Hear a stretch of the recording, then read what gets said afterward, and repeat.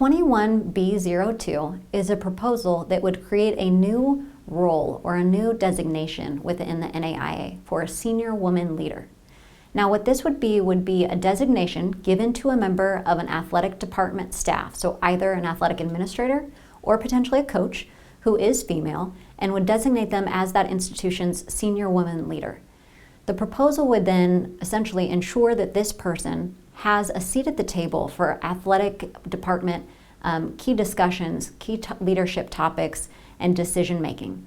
So as you'll see in the proposal, there are a variety of functions that are outlined that should be included in this person's responsibilities or their area of authority. Things like assisting in key discussions about leadership within the athletic department, assisting in budgetary conversations, ensuring that there's regular communication and contact with the athletics director, both for professional development for this particular person, as well as so that that person, the senior woman leader, could be raising issues and bringing things towards the athletic director that are of key concern or representing issues of interest to female athletic administrators on campus or to female student athletes.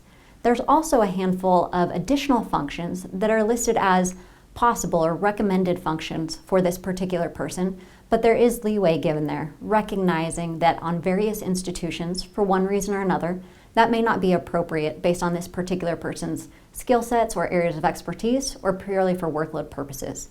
So those additional items that are listed as permissive functions of this role would be things like involvement in personnel and hiring and firing decisions or sport oversight. This person, the senior woman leader, could be any female administrator or coach and would be designated by the athletics director.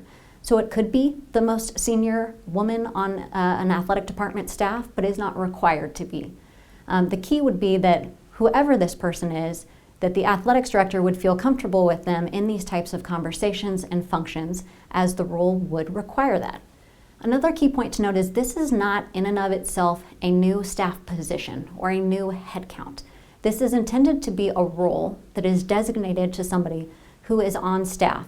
So as we might think about our faculty athletic representatives as an example, those are individuals whose primary role and responsibility is to be a member of the faculty. In addition, they serve in the position or in the role as FAR.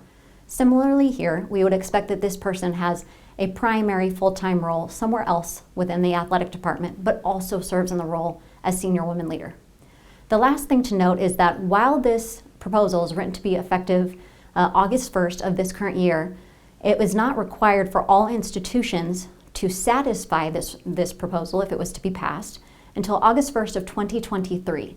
The intention there is to encourage institutions to begin complying or to begin putting themselves in position about thinking who would be an appropriate senior woman leader on their campus. But for some institutions, that may take a little bit more time or be a little bit more challenging to identify the correct person. So for those institutions, they would have until August of 2023 to get there.